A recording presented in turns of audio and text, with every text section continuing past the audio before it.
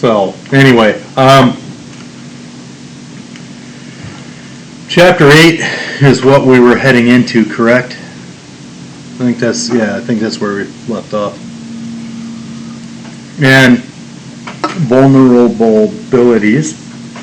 I don't know why, I just cannot say certain words. And sometimes it's like a really simple word, and I go to say it and I just can't say it. And then I'm also that age where you go to say something and you're like, what was that word? Oh, and. You know. Why are information systems vulnerable to destruction, error, and abuse? If you guys can't answer that question without actually going over it in your generation, we've got problems. You know, why are they vulnerable? We'll talk about it though. What is the business value of security and control? What are the components of an organizational framework for security and control? What are the most important tools and technologies for safeguarding these resources, and how will MIS help my career? That's my favorite question every chapter. Because you could technically give the same answer every single time, right? I don't know. They'll probably put a new version of this text and they'll just take that question out. Because that's what they do. So let's actually talk a little bit. You guys need to talk more. You're willing to talk about all kinds of weird things, but you never want to talk about this. I'm telling you, our morning class, 9 a.m. I know this morning, but the 9 a.m. class, nobody talks. No, but everyone paid attention today. Well, almost everyone. There's like 2 or 3 people I can't ever tell if they're paying attention. I don't know. I have no, you know. Oh. Esports. Those players. How many esports people do I have in here? Yeah. You guys, I don't know what to do with you guys. Your class was too early, man. Did you come here just to game? Tell me. Okay, you didn't come here for school? I mean, I did. Yeah, I'm just picking on you. There was actually somebody that's they're responsible. Well, I'm not here for school. I'm here to game. I'm like, That's me and stuff. like, you could game at home and make a fortune. I don't, you know, it's like. This stream, keep it consistent. Yeah, and that's my thing. Is like, It's hard, I know, but it's just, consistency is key. I never, you talk about technology and stuff, and you look at things of value. You know, one of the things of value is TJ. TJ's of value. Yeah, Class could not have happened without TJ. Yeah. Did it just start, actually? Yes, it's not. Well, what do you mean by start? It started right now. Oh, okay, right now. Okay, thank you. No, that's arbitrary. What do you consider start? Do you consider start that we started speaking, or do you consider start as we actually started going over stuff? Going over stuff. But the thing is you take something like gaming, and me growing up, I would have never dreamt that I could get a college scholarship for gaming. All I was ever told is, get off that damn computer, get out and play outside, blah, blah, blah. It's like, okay, got you, Dad. No problem, so I'll go out and get in trouble. That's cool. But the thing is gaming has become such a popular thing in our society, in the world, that they have literally found ways of using gaming systems and that to train people in businesses. You know, we can use it as a training tool. We can use it as a team building tool. You know, having people play games against one another and stuff like that. Welcome back. What'd you bring me? I forgot class was at 10:30. Well, excuses. But what was I saying? Gaming? Yeah, it was gaming. What was the last thing I said? Team building. Oh yeah, team building. My friend was a medical student at one point. Now he's a doctor, of course, but He was a medical student, and one of the things that they had to do is they had to go out in the wilderness and do these wilderness courses and that, build team skills and stuff. And a cheaper, easier, safer way of doing it, because not everyone's as athletic and everything else, is you get them involved in games and stuff like that where they have to work together. You know, you put them all on the same Call of Duty team or something and let them shoot each other, because that's a good team building skill. It is. Shoot each other. Fun. I used to love sitting there playing Call of Duty late at night, and you hear these little brats cussing and swearing. That's the best. And you're like, and you're sitting there like, your mom lets you talk this way? Yeah, it's like, Yeah, it's I'm not kinda- even it's allowed to kinda talk bad. like that anymore. Like, I can't, or I get in trouble. I'm sitting there like, don't even. And then you always have the people, like if I played and you were playing, or you were playing and I play a game with you guys, I'm that constant noob that is sitting there always just doing things. So I was playing Call of Duty one night, and I run into this room and I knife these people and kill them, right? And these guys get mad. Well, that's not fair. You have this turned on and this turned on. I'm like, okay, I came to a gunfight with a knife and I killed you all. There were multiples of you. How is this unfair? Well, it's because there's no logic to it, right? Certain games in the past, there were logical moves in that you would do, like Tekken and different fighting games, and that there were combos, and people were expecting combos and different things like that. And if I was just randomly doing whatever, it was hard to beat me because you didn't know what I was trying to do, If right? I don't know what I'm doing, then you don't know what I'm doing. Yeah, see, so, and at the end of the day, you know, people get upset, and I remember telling one guy, he's like, he kept saying, man, you suck and all this stuff, because I was dying a lot. I'm like, okay, dude, I've got a job, man. That's all I can say to you is I have a job, sorry. You know, I go and do stuff outside my house, I apologize. I hate some of these gameplays. It's like you guys are taking it way too seriously. It's a game. But it became this multi-billion-dollar industry. And it's not just a game anymore, it's some people's career. And when you look at it that way, it's like, from someone my age, I'm like, what the heck happened? Wish I would have been able to know that. I think I'd be here. I would have been rich already. But the idea is that it changes things, and technology changes things, and but it creates new problems too, right? When we actually go here and we're looking at securing systems, those are just more things that we have to secure. You know, for you to game, certain networking ports have to be open, and those network ports that you have to open are the most vulnerable, right? I'm not even talking about NAT types. I'm talking like port 8080 on your network. You know, NAT types and different things like that. That's It's more of like just a connection, yeah.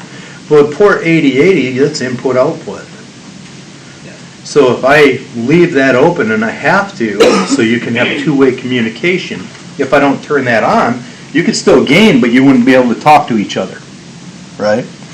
So I have to have that open if you're going to do that. Well, how do I keep the rest of my system safe at that point? And you got to remember that no matter what, you're only as strong as your weakest link. You know, if we all got involved in a capture the flag game, I want Nick on my team, and I only need him. I don't want a team. You, the rest of you, can be against me. And I don't even want Kyle, because this is not a violence thing. I need speed. I need agility.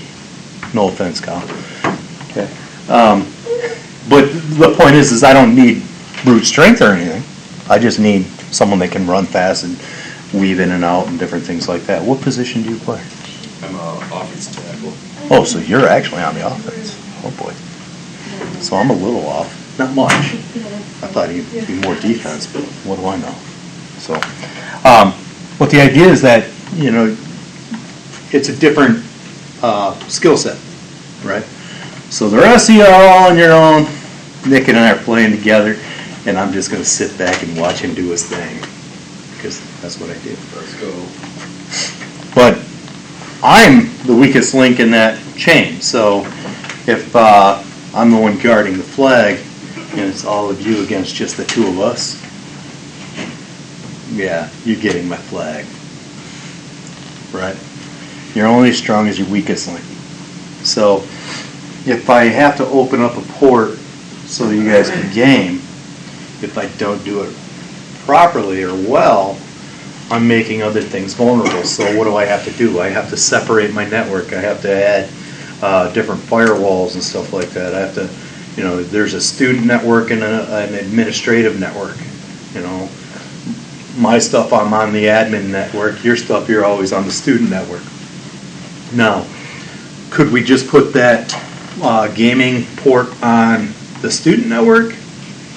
No, because your gaming puts everyone else at risk because I'm opening up that port. So now everyone else that's using the network on that student side, they're still at risk. So I have to put you on a different server altogether. And you follow me? So you have to sit there and figure this out. Now, why are the systems vulnerable to destruction, error, and abuse? Well, number one, it's digital. It only takes a couple ones and zeros to get corrupt, and you lose a lot of stuff. Has anyone ever had a flash drive or something that went bad? No? You have? Mm-hmm. Okay, good. Yeah, I'm glad someone did. It's not just me. Well, you try to open it and it's not going to open. Then you find a piece of software or whatever that can look at it, and all you see is a bunch of ones and zeros and ASCII code and stuff like that, and you're like, okay, what's this mean to me? Well, they have programs that can look through and try to replace that piece of code that's missing and just randomly try to fix it. And they have software that does it and they can recover. But the idea is that it's digital, right? It's magnetic, it's digital, it's vulnerable.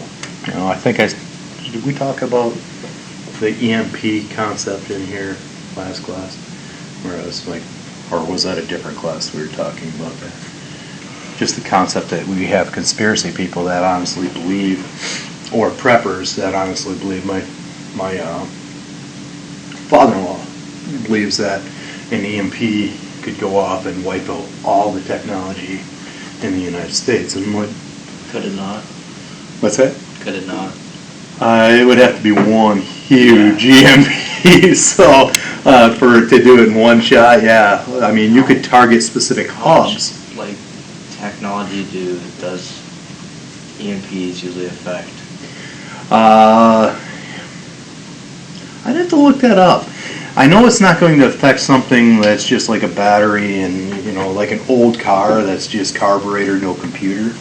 I don't think it affects a computer if it's not running at the time. But it does you no good if you have nothing to connect to. What form is it? I don't know what an EMP is. Electric magnetic pulse. Okay. So it uses magnetic pulse to pretty much destroy technology that's running at the time. I don't know if this means anything, but I found 10 kilotons or less for an EMP and how big it can get. 10 kilotons? I don't know what that means. It's big. It's really big. How big? And that's the biggest one that they have, have, anybody's ever had. Yeah, I don't know how much distance that would cover. Yeah, I don't even know if they'd release that information to say how far that would cover. What are they usually used? Are they usually harmfully used? Oh yeah, that's the only reason to use an EMP. So what if it's the yeah. U.S. government going after the Taliban trying to disable their stuff? Do they not do that? I don't know. Apparently there are Now you're asking me questions I have no idea. Apparently there are nuclear EMPs. I don't know how that works, but it says the weapon could be detonated between 40 and 400 kilometers. Yeah. So you can cover a distance, and that's what I was saying is you could hit certain hubs because in the United States the way networks are set up, I think I did mention at one point that there are certain hubs that all data is going to go through. If I'm trying to access a server in California, for instance, if you look at the IP address, like the IP map of how it gets there, You know, my point was, my example was that when I wanted to go to Saginaw Valley's website and I lived 4 miles from it, it actually got routed all the way into Chicago and back. Well, Chicago's one of the main hubs and so on. So, you know, if you hit those main hubs, you could take down a lot of communication. It's not as, it would take way more than people think to create a major catastrophe as far as data and stuff like that. Would it hurt cars and stuff? Well, you gotta remember that the computers on cars are hooked to the battery, and certain parts on your cars are always on, you know, for security and different things like that. So is it a possibility that your car wouldn't run after an EMP? Absolutely. Now, if you have a nice 1970s car that doesn't have a computer, that's car rated and that, it's going to run. So, Let's make one. make a car? No, make an EMP. No. One time, we, at my other school, we shut down the whole network. No. Just for fun? Not an accident, but shut down the whole network. I had a friend that, We accidentally enabled the code, and then it just, everything shut down. don't We even didn't want get to do trouble, it. because, It was an accident. Yeah. What was the codes for? What was that was, what was in my cyber class, but the, I don't know. Oh, you were testing something and oops. Yeah. Didn't mean to test it on the whole system, yeah. Because we're like on, there's 2 different servers, so we're Yeah. on his server, but we were on the main. This is just another example of a vulnerability, Yeah. right? Is that someone can accidentally do things that have an effect. Basically, we're like a black hat for a day. Well, yeah, and even if you're doing white hat stuff, you could Yeah. potentially cause a problem, you know? There were, you know, back in the day, you could do a delete/all or delete/A in your command line and delete the whole hard drive. Yeah. So you could create a script that just did that when they when they booted their computer. It was an initialization file on the directory drive, on the C drive, that as soon as it booted, it would run that, and boom, it would be done. And yeah, you know, so you have these things that people can do, and it's not hard to do it at the client, right? It gets a little more difficult when I'm trying to do it from here to TJ's computer, or from here to one of the computers on the physical network. You know, it gets a little more difficult, and then it's harder to say, oh, that was an accident. You know, you're vulnerable because there's people that are malicious. There's people that do things on accident. You know, you have people that will hack your system just to prove to you that it's hackable, and they don't hurt you, but you can see they were there. And they had no goal of hurting you. They're just saying, hey, you know, you guys think you're secure and you're not. Those are your white hat hackers, but they're kind of in a gray area, because it's like, and Anonymous does some of that. You know, they're not out there to be malicious necessarily. They will be malicious based on political reasons, okay? But they're not out there most of them aren't out there just to be malicious in nature.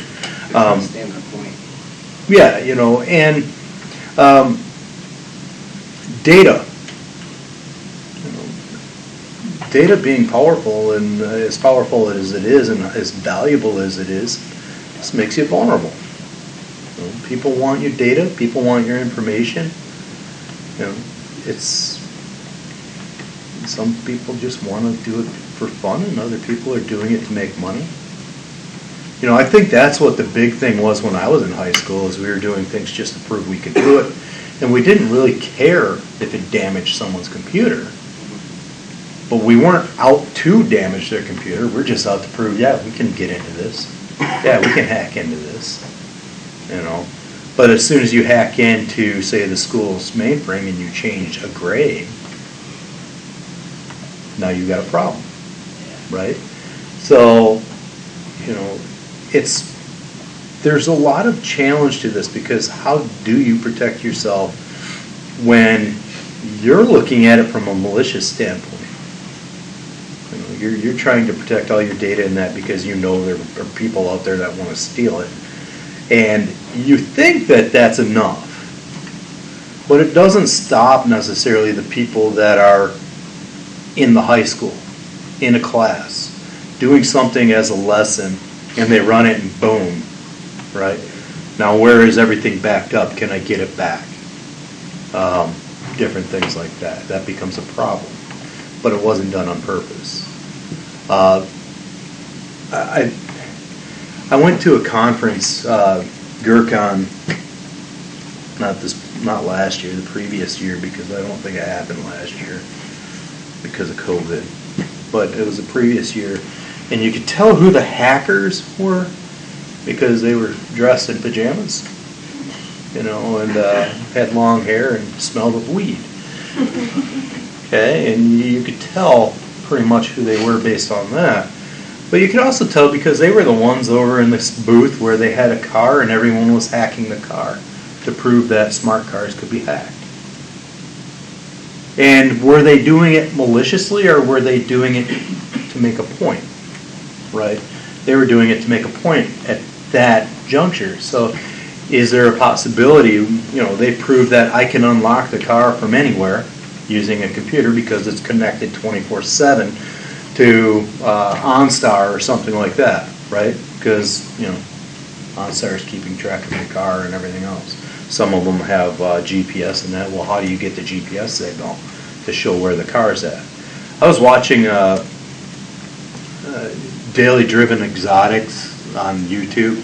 We talked about that. Yep. Well, the guy that rents the cars out in Vegas and California, I can't. Royalty Exotics. Yeah. Yeah. Royalty Exotics or Royalty whatever, but he has his own channel now of recovering the Yeah. rentals. Yeah. And I was watching this, and they're using GPS to recover them. Yep. And they also have systems installed in them that allow them to shut them down. Well, the Hellcat didn't have that system, and it ended up in California. An off-duty police officer, well, not an off-duty, a police officer personally bought the Hellcat from somebody that stole the Hellcat. Well, especially in Michigan right now, they're getting stolen a lot. Yeah, and the problem is this, that they didn't have that system to shut it down, but they did still track it via GPS, and that's my point, is it's connected, right? So if it's connected, can we hack into it? Absolutely. They just program another key fob. Program another key fob, don't necessarily need another key fob because they have it. They need a signal just from, Right. that's it. All You they know, and that's the thing, is you have this ability and it's hard to protect yourself against it because you don't know what the purpose is. need. Yeah. The same technology you're using to protect yourself can be used against you. It's like having a firearm on your side.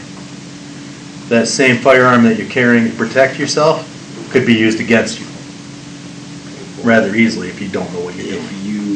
Exactly. It's like just no one's walking out there. Like, open this door. Feel better? It's a ghost. It's a ghost. I was going to say, so, it's the same idea as if you ever have a firearm to protect your house, you don't walk around with your gun like this and go around corners. Keep it down at your side. You might have to gut shoot somebody. That's not your problem at that point, right? But the idea is you keep it closer to your body because the further it is from your body, the less control you have of someone grabbing it or whatever. But the idea is that what we use to protect ourselves can be used against us because all I have to do is hack or work at hacking a specific firewall. Okay, well, I can hack the firewall, so anyone that uses that firewall, guess what? You're vulnerable. But that firewall is only one component, right? there are other components that are used to protect you besides that firewall, like different encryptions that are in the background on your data, stuff like that. But the idea is that incrementally, you're only as strong as your weakest link, so you start breaking into these other things, and it makes it easier. But that's one of the reasons that it's there. Sometimes we're not trying. Sometimes hackers aren't there to steal, and sometimes they're not there to just prove it can happen. Sometimes they're there and they go in there and instead of stealing your data, they just wipe it out. Right? Yeah. And the West Lion Church was an example. They have videos out there of Anonymous hacking West Lion Church as they're talking to this lady on news network. She's sitting there saying, oh, there's no way that they can do this. And they're like, well, we're doing it right now. Oh, no, you're not. Yeah, we are, and it's right next to you. We're doing this like as you're talking to us. And not only are we doing this to you, but we're wiping it out. We're not stealing money from you or anything, but we're being malicious, and we are wiping out your web page. We're, reprogramming what it says. All the data that you have there, if you don't have it backed up, it's gone.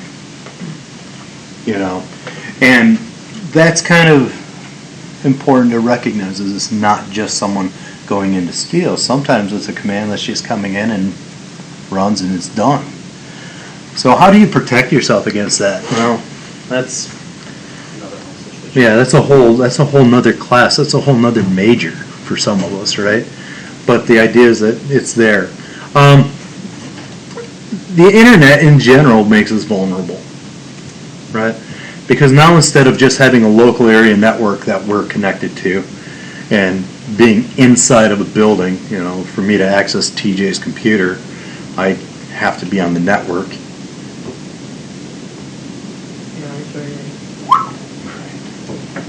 Sweet. Last time it rained like this the other day, I look outside and my gutters are pouring over. And when gutters are pouring over, it's because it's plugged, right? And I'm just watching it pour over, and I'm like, well, this isn't good, because the more it pours over, it goes right next to your foundation. And if it's next to your foundation, water seeps in and everything else, right? So I'm like, well, put on my swim trunks, a shirt that isn't going to be too heavy when it gets wet. Climb a ladder in the rain, sitting there empty this out.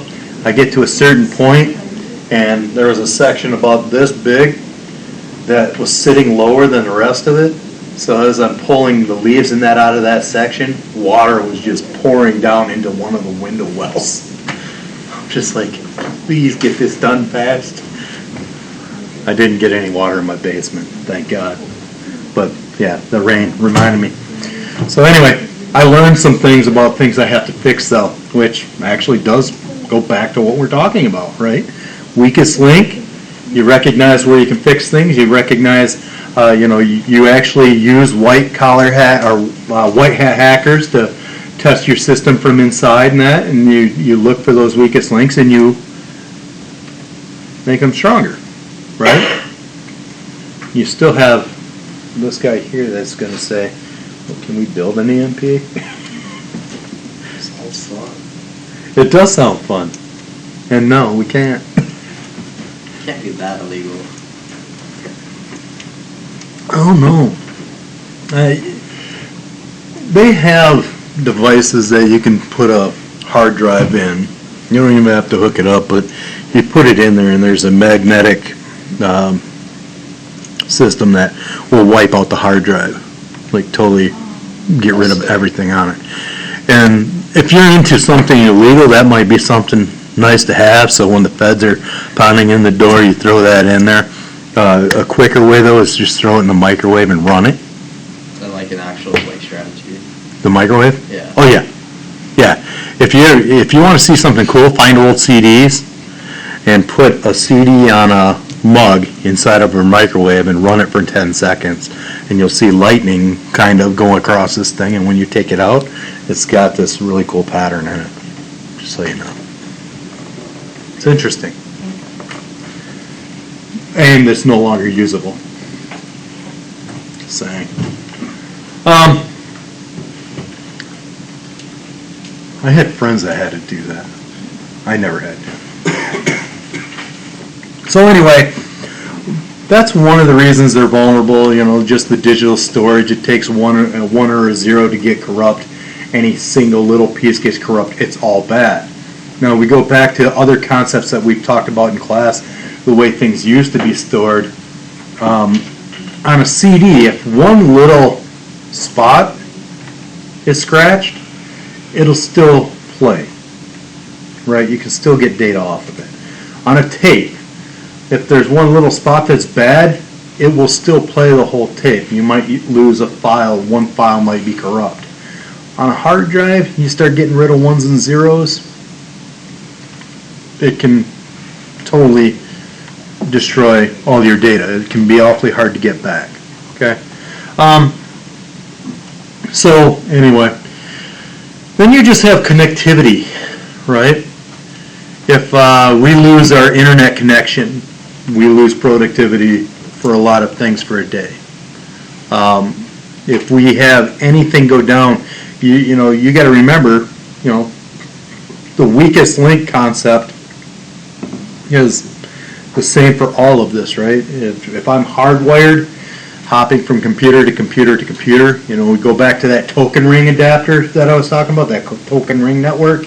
If any one of those computers was down, if any one of those systems were down, it would actually break the whole chain, and you'd have no data transferring. Okay, so that's important to understand that.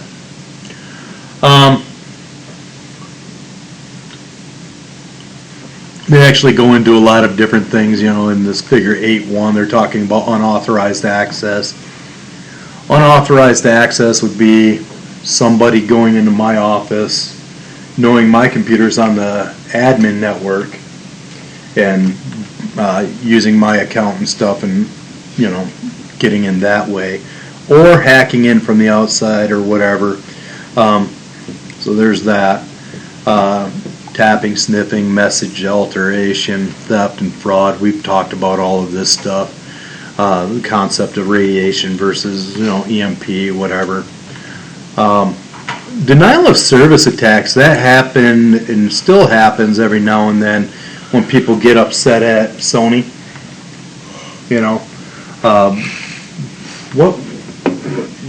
It wasn't that many years ago, so which Sony was it? It was PlayStation. It was the previous PlayStation.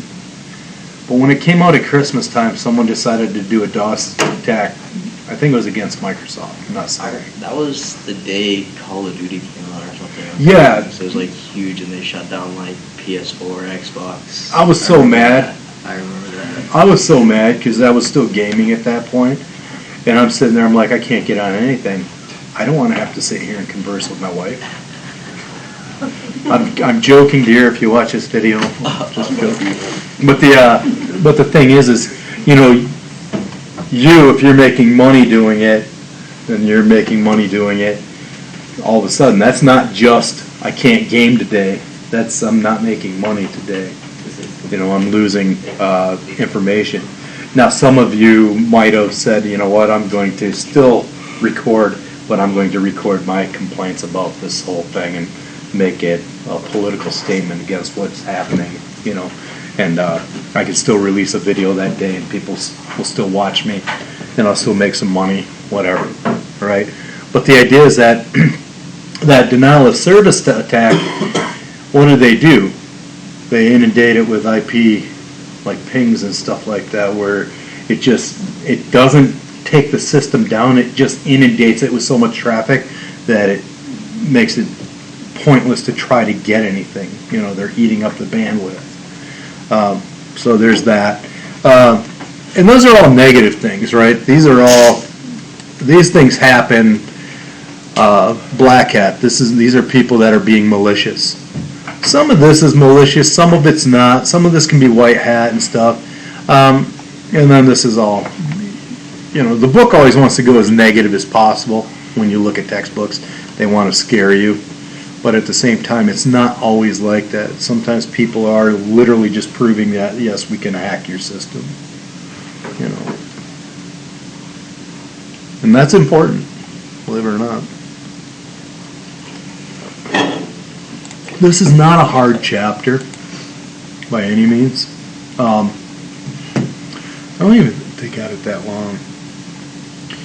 This was always interesting, and spoofing was a big deal for a while with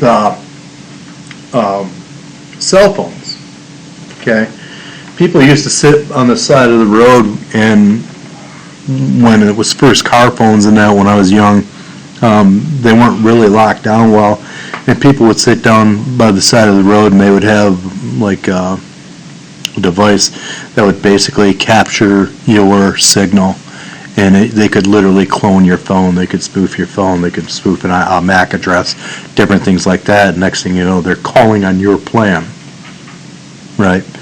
And that was a big deal, and it still is, because for me, if I use a MAC address, which every device known to man, I'm wondering if they'll let me do it.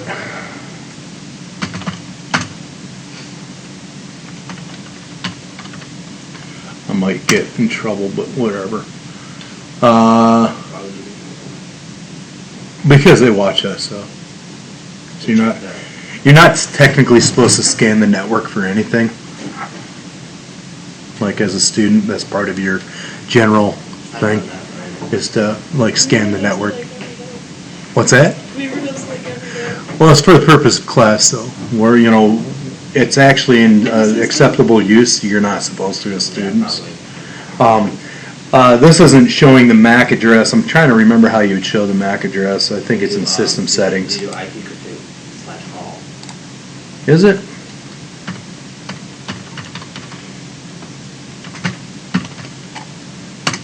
Yeah.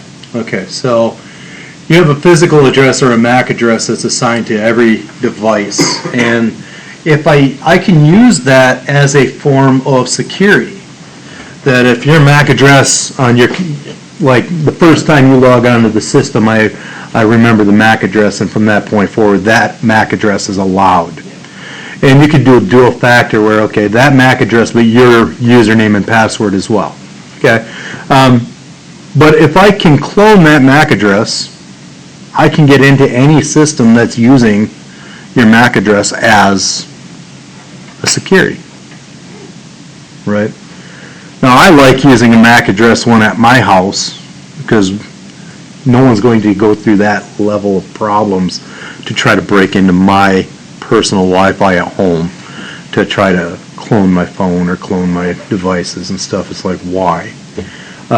But here, or business settings and that could be totally different.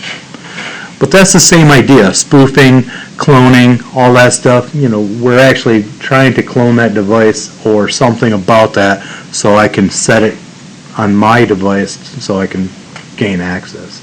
And that goes back to the unauthorized access concept. Okay. And again, are we doing it just to prove we can? When DeWeaver was in, I'm going to share this with you guys, and you can talk to him about this when you see him, but when he was interviewed, one of the reasons he was hired, he worked here in IT already. I'd known him for years, but I don't care how much of a friend I am with you. If I don't think you're qualified, I'm not hiring you. But his first experience was when you get hired to be a professor here, one of the things that you have to do is you have to give a teaching demonstration of how you would teach something. So his exercise, he literally came in, plugged a flash drive in, booted from the flash drive, and had access to everything. And he's like, he worked in IT, and he says, I've been telling you guys for years, that's all you have to do, and you never listened to me. And right then I'm like, there's my person. Right? Because he can prove that he knows it. He did something of shock value that would probably get students' attention. He's, you know, charismatic. He's got all these benefits, but he's got all this experience too. But that use of that little thing, they didn't have it locked down enough that they don't allow you to boot off of a flash drive. I don't know if they fixed that yet. Don't do it. It's against the rules. Okay? But the point is he made this drive, and he booted into Linux, like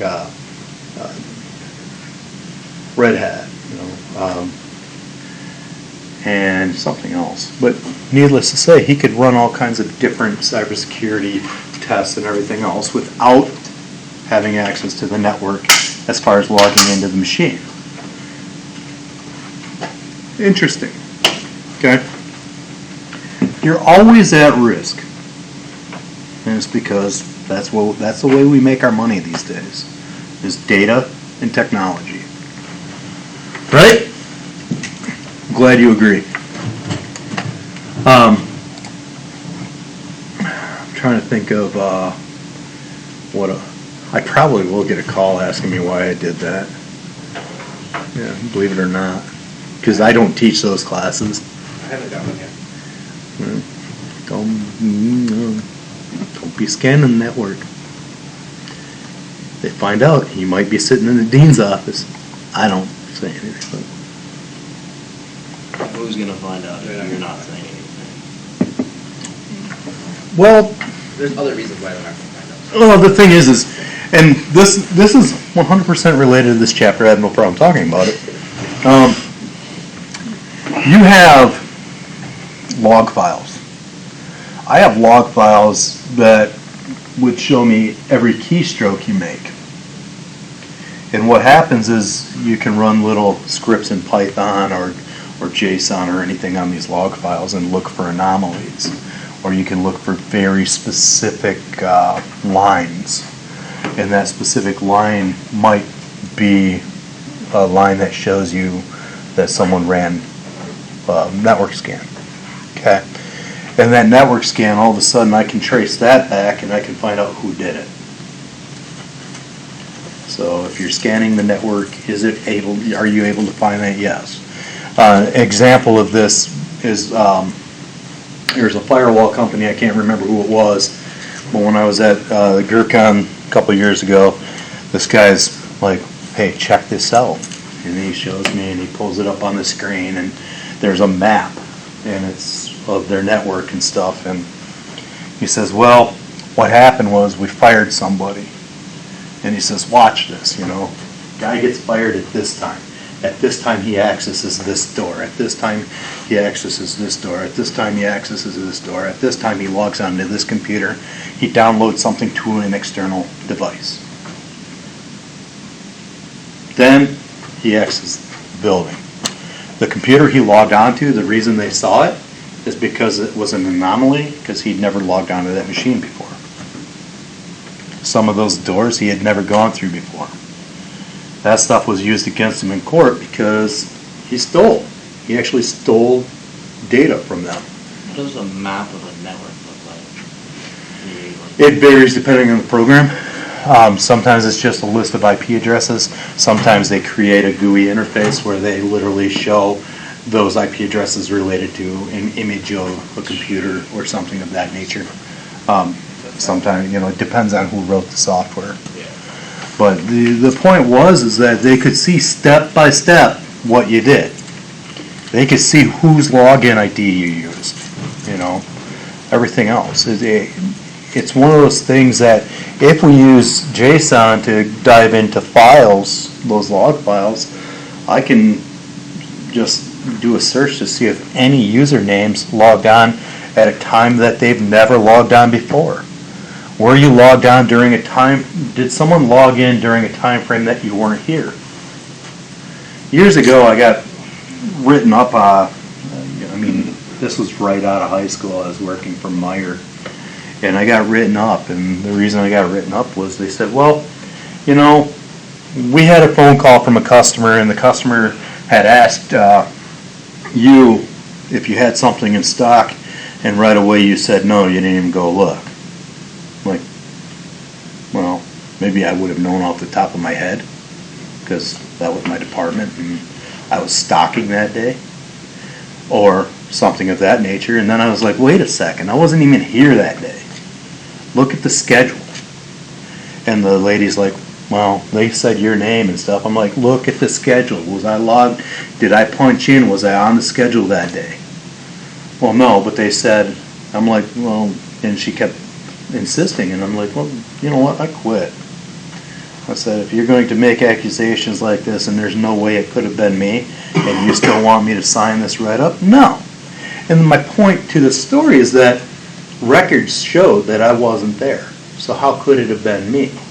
You know, if someone logs in with TJ's ID at 5 in the morning and he's never been there at 5 in the morning, do I assume it was him, or do I have to find other things, right? Do I have to find, you know, where you used your key card to get in to the building or something like that, or you punched in to show you were there? That's important to understand. Now the thing is you also have to pay attention to certain rules and regulations and policies of your organization. Years ago when I worked at Sears, you were required to clock in to start your shift. You were required to clock out for your lunch, clock back in from lunch, clock back out to go home, right? Because they wanted a record of how long you were gone for your lunch and stuff. If you clocked out for lunch, you had a half-hour lunch, you had to clock back in within the half hour. If you forgot to clock out for lunch, and you go to clock in and it screws up the record, but if you didn't clock out for lunch or clock in for lunch, if you didn't take a lunch according to the system, it would take an hour from you. So what you would do is you wouldn't do it, and you would leave for 2 hours.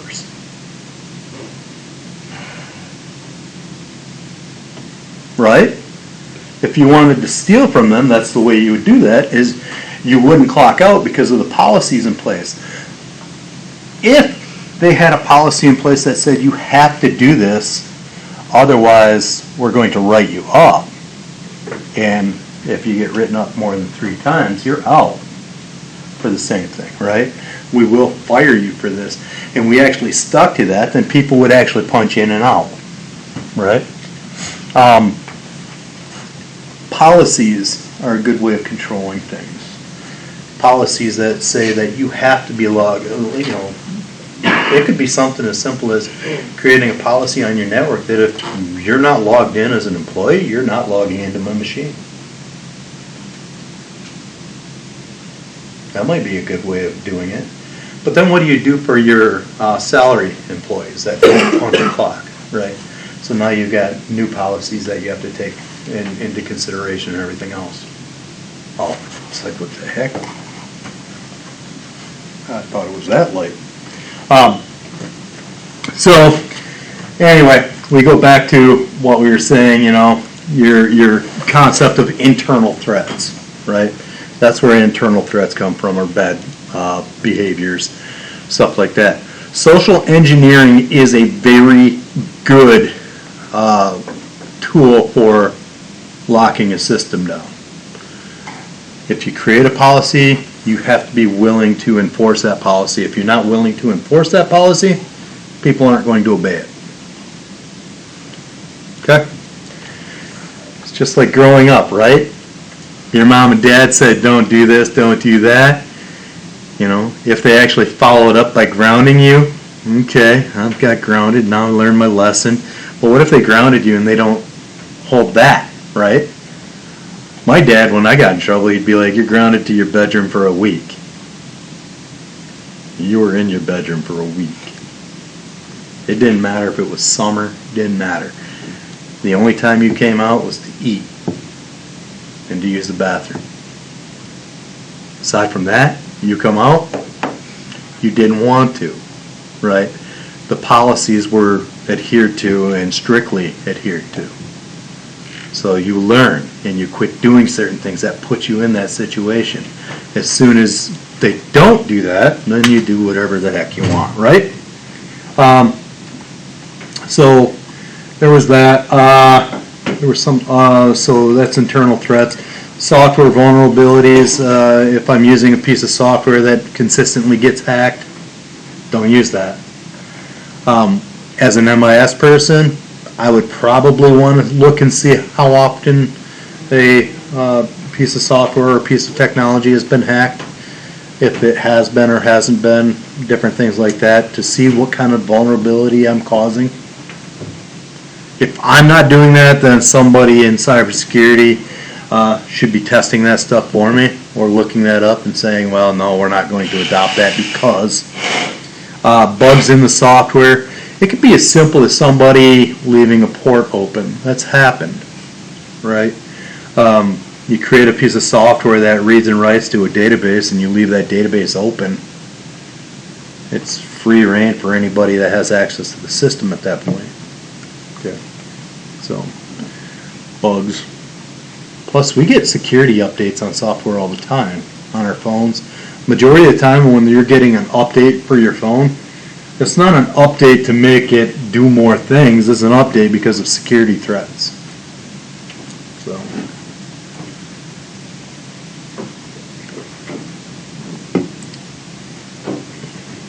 People are always, and I mean always, looking for ways into things.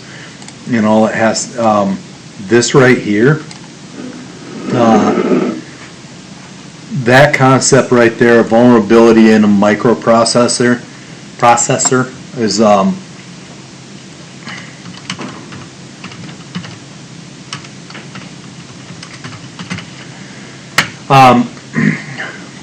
Iranian nuclear power hack, Stuxnet. There was a chip in a centrifuge that literally was hacked, and any device that had that chip in it was a vulnerability for that organization, and they used it against Stuxnet. And it just came out recently in the past few years that the United States was actually responsible for what happened in Iran. They actually did this, but what it would do is they spun up the centrifuges so fast they would break. You know, could that be dangerous? Yeah, it could be dangerous, right? If you do it to the wrong thing, it could cause a meltdown, who knows? But the idea is that for Stuxnet, that hack is out there forever. So anything that has that, they might have fixed the problem, but anything that uses that chip is still vulnerable to whatever hack that was. So if I know that, for instance, if this wireless thermostat was on my network and that had that chip, the hack that's still out there floating around the internet could actually give me access to that. And if I can get access to that, I have access to your system, right? So anyway, they're saying that it was Israel. The United States had something to do with that. I can't remember exactly what part, but they did. So anyway, and then it gets into this concept of auditing, disaster recovery, stuff like that. Cybersecurity management, the majors that are doing cybersecurity management, or students that are doing that, those are the things that you would be doing, is creating policies, setting them in place, determining how you would go about disaster recovery, stuff like that, and actually auditing, doing all that stuff. That's where you start making money, because you're in upper management in that, instead of the grunt force labor that's trying to detect hacks. So, not that you can't make good money doing that too. You know, white hat hacking, you can make quite a bit of money still. But anyway, they talk about firewalls and stuff like that in this chapter. Identity management and authentication. There's a problem with that, and that's the concept that if you're using Microsoft Server and you're using Active Directory to give people access to things, Active Directory is an easily hacked security. So you wouldn't want to necessarily use that as your only line of defense. Okay. That's why you're hearing about multi-factor authentication, DeWeaver in class, I'm sure, preaches zero trust, where every device has to be allowed on the system. If it's not allowed on the system, it's not on the system. You know, different things like that. So, multi-factor authentication is a really good way to do things. The way we do it here wasn't necessarily set up properly, because I can go a month without proving that I'm actually eligible to be on the system, because you got that little checkbox, don't check again for a month. Yeah. So all of a sudden, I do that, now I'm a vulnerability. So, okay. Then they go into different things. A lot of that stuff you'll cover in cybersecurity. I don't like getting in depth on some of the stuff because I can give you enough information to make you dangerous for your organization, because there's a reason that, you know, there's a reason that MIS textbooks and that have this, and that's that MIS was one of those groups that took care of that, and it was just a small component of MIS. And then you had computer science that did the network security side.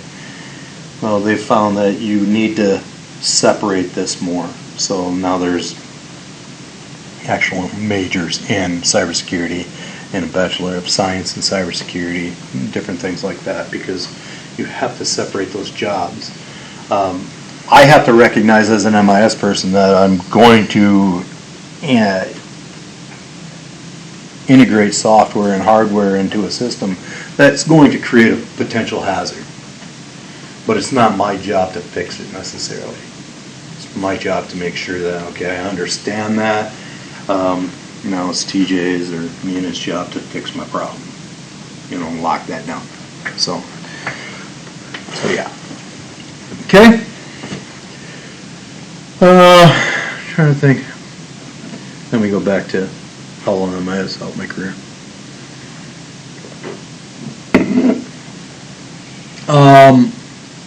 I think I made software as a service, cloud-based systems. A lot of that you actually gain the benefit, and I think I said this in class already. But if I'm using, if I use Microsoft Office 365 and I'm using OneDrive, you know, all the security settings that are put in place for OneDrive for multi-billion-dollar businesses, all the security in that they have to develop for those businesses to protect those businesses, everyone that doesn't have to pay all that money reap the same benefits. So is there an advantage to some of that? Yeah, but don't assume that that's 100% secure either, because those are the companies that get hacked quite often, you know, or they're targets of hacking, because big blocks of data that have, where you're storing data for multiple organizations across the world, I want that more than I want just the local McDonald's data. Right? So keep that in mind. Aside from that, no, I mean, Chapter 8 is pretty straightforward. It's not going to take a really, I should actually bring this up real quick. It's not going to take a lot to sit there and think about this chapter to understand the concept. I had a conversation with the Weaver about this, and he's like, man, I never thought about that. But in programming class, you know, we did the import command so we can import packets, or packages they call them, of code, and that code's written by whoever, okay?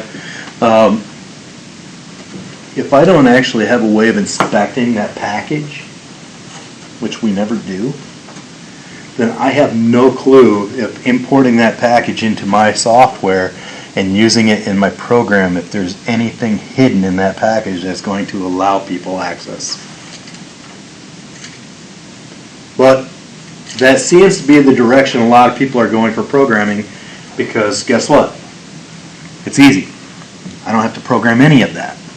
If if I want to do some statistical analysis, I can import NumPy and use all the statistical analysis that's built into it, but I don't know everything else that's built into the background. So it's dangerous. Will there ever be something that would look at that code? Yeah. Is there now? I don't know.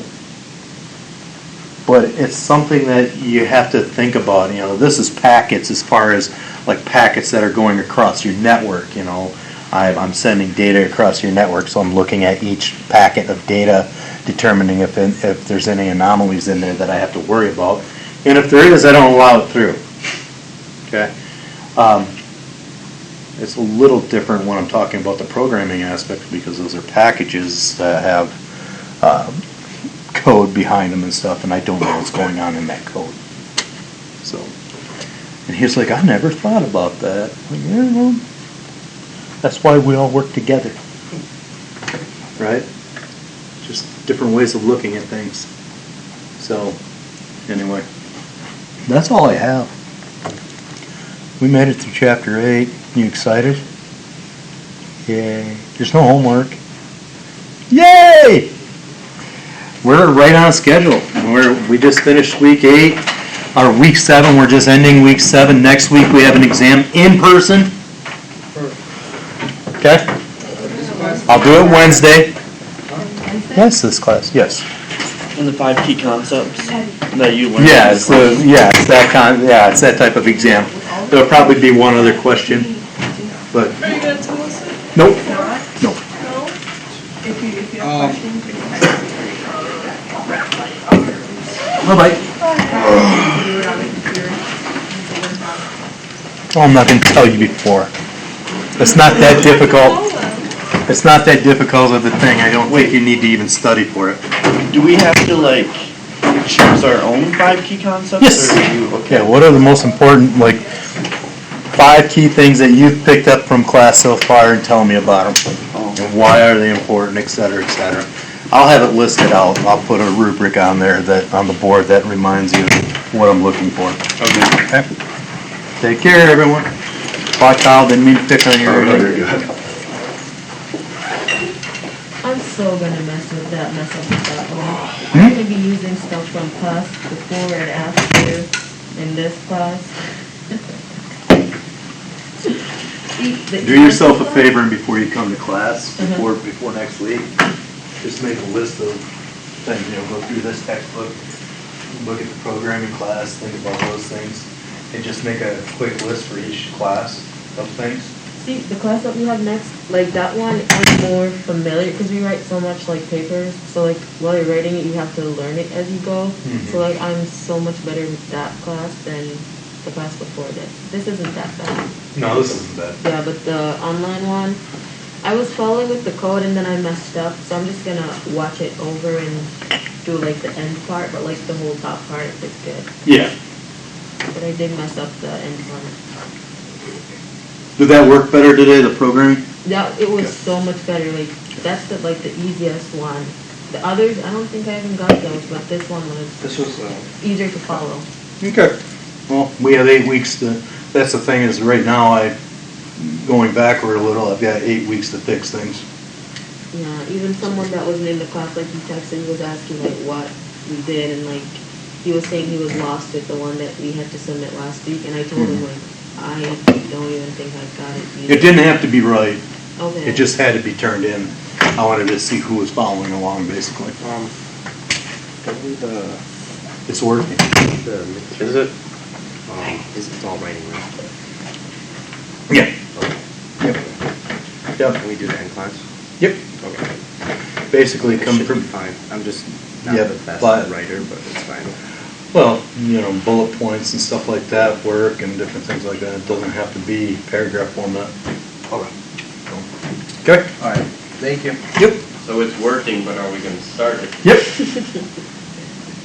It's a very good first question. Yes, we are. We are going to start it today. Oh, also like I'm looking at jobs. I think I need to